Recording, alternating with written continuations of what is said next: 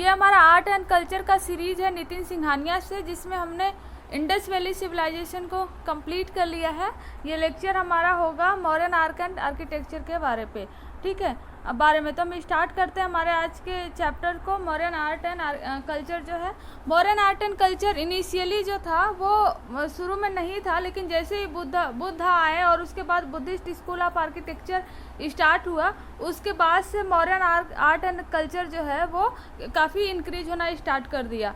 तो first time stone पे कुछ लिखना है, स्टोन पे कुछ इंस्क्रिप्शन करवाने हैं, केव्स बनवाने हैं, ऐसी सारी चीज़ें जो स्टार्ट हुआ था वो अशोक के टाइम पे स्टार्ट हुआ था। अशोक फर्स्ट मौर्यन थे जिन्होंने थिंक इन स्टोन, मतलब कि कोई स्टोन होता था जिसको कट करवा के पिलर बनवा देते थे और उस पर इंस्क्रिप्शन वगैरह लिखवाते थे। तो पहला मौर्यन जो कि स्टोन पे सोचना स्टार्ट किए वो कौन थे? वो अशोक थे। ये काफ़ी इम्पोर्टेंट फैक्ट है कई सारे एग्जाम्स के लिए, ठीक है।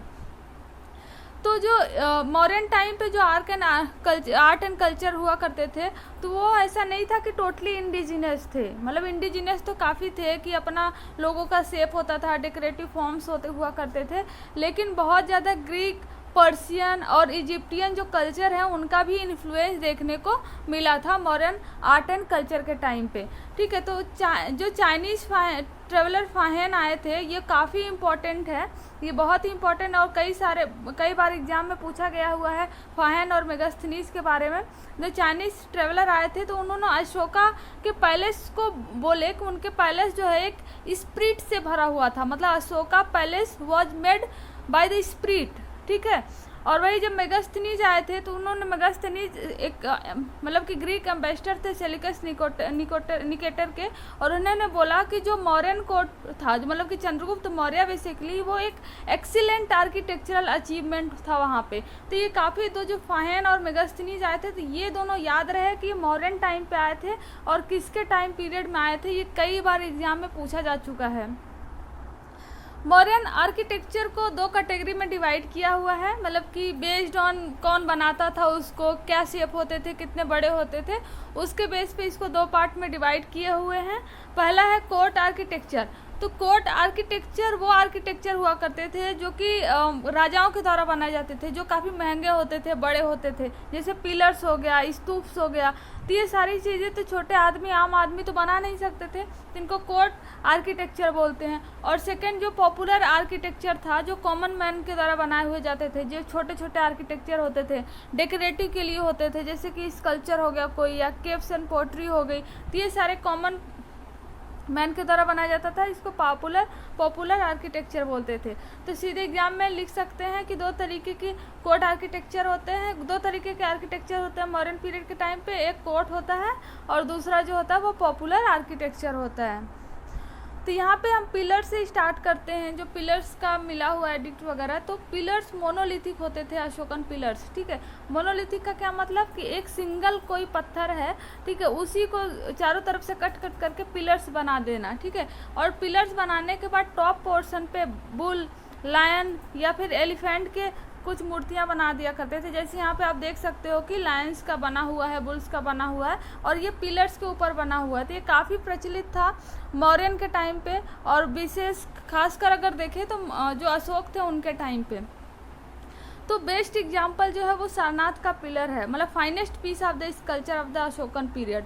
अशोकन पीरियड का जो फाइनेस्ट पीस जो स्कल्पचर है वो जो सारनाथ का पिलर है। और most important one that located in Bharhut, ठीक है, बोध गया, सांची, अमरावती एंड नागार्जुन कुंडा। मतलब कि सारनाथ में भी तो मिलता ही है, लेकिन जो मॉडर्न पिलर्स हैं वो बहरुत में भी मिला हुआ है, बरहुत में भी मिला हुआ है, बोध गया में भी मिला हुआ है, सांची में भी मिला हुआ है, अमरावती में भी मिला हुआ है, और नागार्जुन कोंडा में भी मिला हुआ है। तो ये सारे जो एग्जांपल है आप यहाँ पे देख सकते हैं। Lion capital of the Vaishali, ठीक है, वैशाली में मिला हुआ है। Lion capital of the Sarnath, इसी की बात कर रहा है कि ये सारनाथ का जो लायन कैपिटल, ये फाइनेस्ट एग्जाम्पल है मौर्यन पीरियड के टाइम पे और खासकर अशोक के टाइम का, ठीक है। स्तूप्स की बात करें तो स्तूप्स क्या होता था कि स्तूप्स का कॉन्सेप्ट यही मौर्य टाइम से नहीं आया था। जैसे हमने पिलर्स देखा तो मौर्यन टाइम से था, लेकिन स्तूप्स बहुत पहले से भी बना करते थे। ये डोम शेप होते हैं जिसमें रिलिक्स वगैरह रखे जाते थे, ठीक है। तो ये जो डोम शेप होते थे तो यहाँ पे जो गेट लगे होते थे चारों, यहाँ पे आप इमेज देख सकते हो कि यहाँ पे ये डोम शेप्ड स्तूप है, और जिसका गेट है इसको तोरण बोल रहे हैं। एकदम ऊपर जो छतरी है उसको छतरी बोलते हैं, फिर हरामिका बोलते हैं, ये जो डोम है इसको अंडा बोलते हैं, ठीक है। और ये यहाँ पे जो स्पेस देख रहे हो ना, इसको प्रदक्षिणा बोलते थे, कि यहाँ पे लोग जो है कि घूमते थे, इस स्तूप के चारों ओर लोग घूम के प्रार्थना किया करते थे, प्रदक्षिणा बोलते हैं इसको, ठीक है। तो ये जो गेट के इधर जो एरिया है इसको वेदिका बोलते हैं। तो ये काफ़ी इम्पोर्टेंट था, और स्तूप जो है वैदिक पीरियड के टाइम से ही था, लेकिन मौर्यन टाइम पे स्तूप अपने एक चरम सीमा में बोलते हैं ना, मतलब कि काफ़ी ज़्यादा पॉपुलर हो चुका था मौर्यन पीरियड के टाइम पे।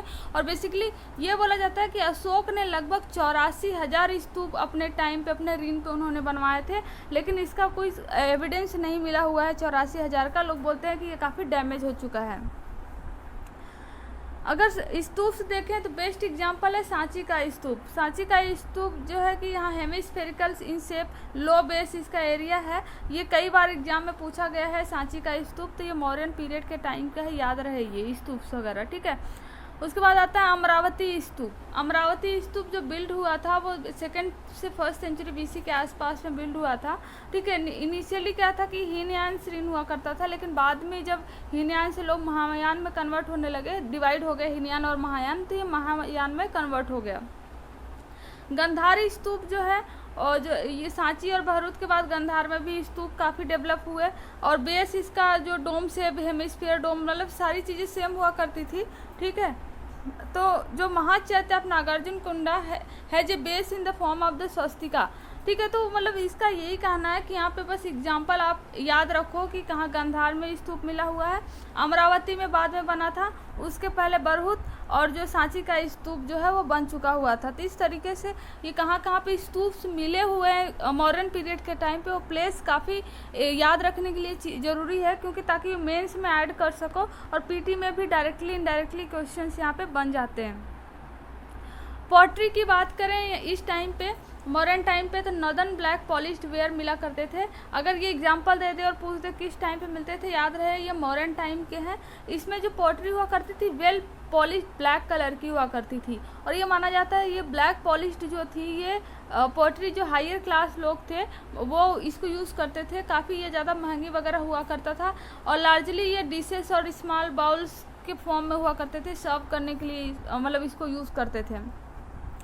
स्कल्पचर जो मिला हुआ है तो मोस्ट प्रोमिनेंट जो कि एनसीईआरटी में भी मेंशन है, लार्ज स्टेटस ऑफ यक्ष एंड यक्षिणी यहाँ पे मिले हुए हैं, ठीक है। पटना में, विदिशा में और मथुरा में, और हाईली पॉलिश्ड सरफेस इसका होते थे। यहाँ पे आप इमेज में देख सकते हो, एनसीईआरटी से इमेज है, हाईली पॉलिश्ड सरफेस हुआ करता था। और यक्ष एंड यक्षिणी की जो काफ़ी मूर्तियाँ मिली हुई है, इससे पता चलता है कि शायद ये यक्ष एंड यक्षिणी की पूजा करते थे, इनके गॉड्स हुआ करते थे।